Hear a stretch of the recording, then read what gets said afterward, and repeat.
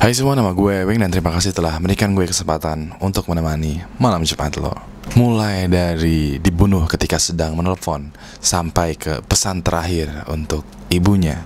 Berikut adalah 5 panggilan 911 yang paling mengerikan. Setelah pesan-pesan berikut ini.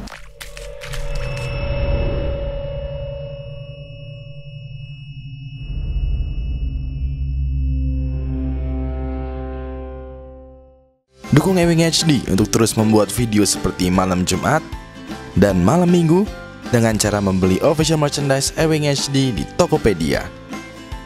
Sudah cek Ewing HD di Tokopedia belum? Menjadi operator call service itu nggak gampang loh, karena beban tanggung jawab dan beban kerjanya itu bener-bener berat. Lo mesti melayani orang yang sedang bermasalah, dan terkadang orang yang bermasalah itu marah lah, sedih, ngomel-ngomel ke lo. Cuman lo mesti tetap sabar karena lo adalah seorang operator call service. Nah, pada cerita kali ini nih, gue ingin menceritakan cerita-cerita seram dari operator call service yang paling terkenal sedunia, yaitu 911. Orang yang menelpon 911 itu pastinya dalam keadaan yang bermasalah banget, entah itu yang pembunuhan, pencurian, atau dalam keadaan darurat. Sekarang nih gue udah mengumpulkan cerita-cerita dari operator 911 yang sekiranya tuh ngebuat lo merinding, takut, dan juga di akhir cerita tuh kayak apa ya, campuran antara horor dan sedih gitu deh. Lo mesti cobain, lo mesti lihat. Kok cobain sih, lo mesti dengerin ini baik-baik. Lo gak perlu khawatir dengan jump scare di dalam video ini, karena gue bisa jamin video ini aman dari jump scare. Jadi lo bisa fokus ke suaranya, dan nantinya gue juga tulis subtitlenya bahasa Indonesia di layar, jadi lo bisa baca juga, bisa juga lo denger. Pokoknya aman lah. Kalau udah siap, langsung aja cek cuplikan berikut ini. Kelima, Ruth the Old Lady. Dalam rekaman ini, Ruth adalah seorang wanita tua yang tinggal di rumah sendirian. Dia menelpon 911 karena dia merasa tidak aman, tidak nyaman, dan merasa dalam keadaan bahaya karena di depan rumahnya terdapat seorang pria yang mengamati dia, yang kayak stalking gitu. Maka dari itu, dia menelpon 911 supaya dilakukan tindakan. What's the problem, ma'am?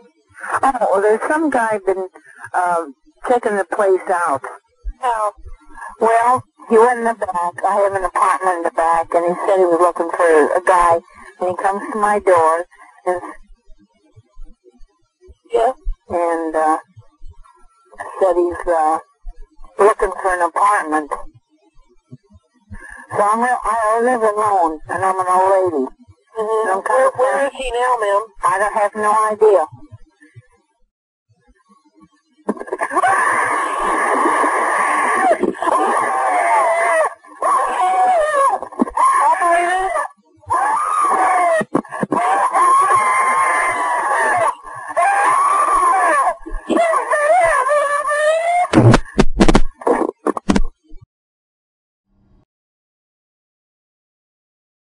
Keempat, Kongruf the WTC. Dalam rekaman ini, lo bakal mendengar panggilan dari seorang bapak-bapak bernama Kongruf yang menelepon dari WTC, World Trade Center, ketika WTC dihancurkan.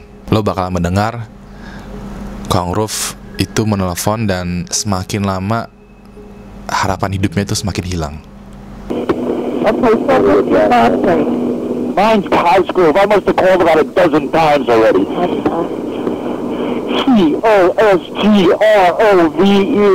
Yeah. My wife thinks I'm all right. I called her and said I was leaving the building. I was fine, and bang. Hello? Hello? We're looking at the financial center. Three of us, 2 broken windows. Oh, God! Oh!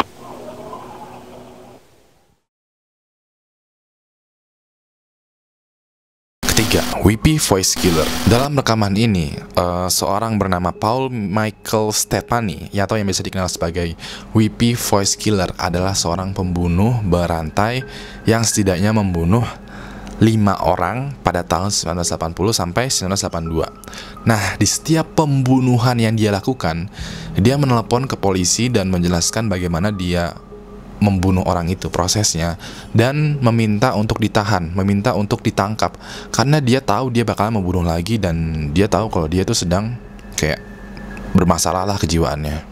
Fire emergency. Please don't talk, just listen. I'm sorry I killed that girl. I stabbed her 40 times.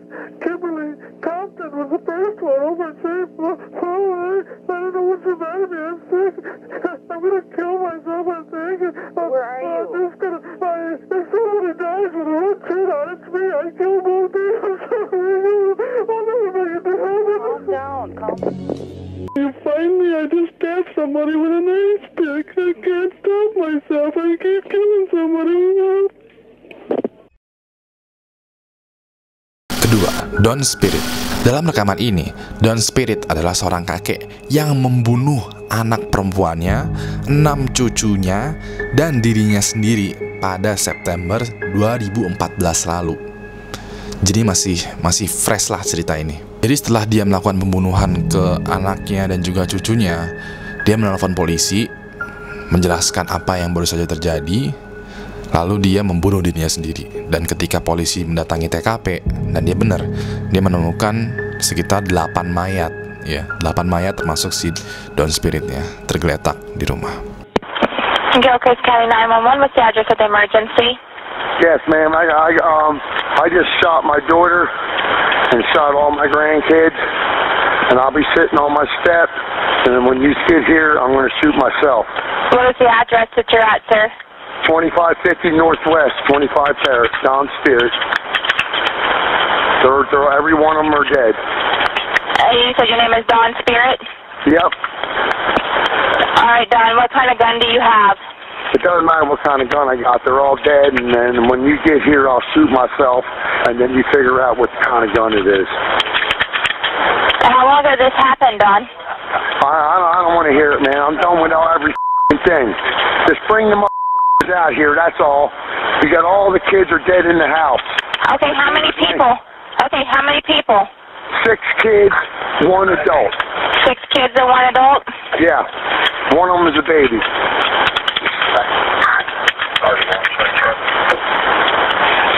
All right, Don, is there any way you can stay on the phone with me till I get somebody there to help you? What's that? Can I have you stay on the phone with me? No, not that. I'm waiting for them to get here. When they get here, I'm going to shoot myself on my back step. All I'm doing is waiting for them. So you're sitting on your back steps? Yep.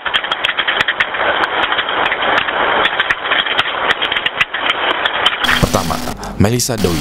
Dalam rekaman ini, Melissa Doi adalah seorang businesswoman yang bekerja di WTC.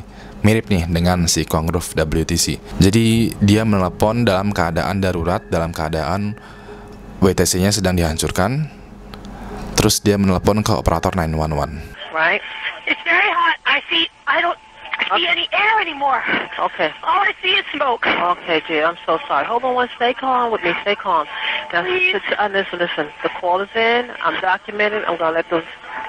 Hold on 1 second, please. I'm gonna die, aren't I? No. Say your. I'm gonna die. Ma'am, say your prayers. And we're not I'm gonna. gonna die. We're gonna think positive because you gotta help each other get off the floor. I'm Now. gonna die. I know. No, stay calm. Please, God. You're doing a good job, ma'am. You're doing a No. good job. You're It's doing so hot. I'm burning up. Ma'am, okay. If you don't, the floors is hot and everything is hot. Karena alasan privasi, hanya 4 menit dari total 24 menit rekaman telepon yang dirilis ke publik. Dan di akhir telepon tersebut, si Melissa Doi menitip pesan kepada operatornya.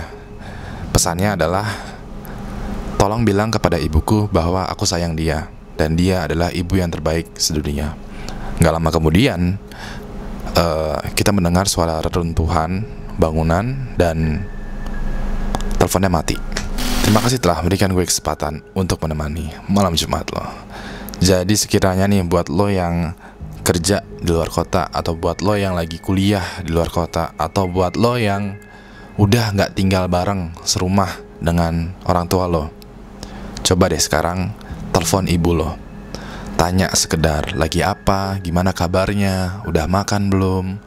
Terus sekedar basa-basi lah, sekedar obrolan-obrolan kecil. Karena siapa tahu itu adalah panggilan terakhir lo.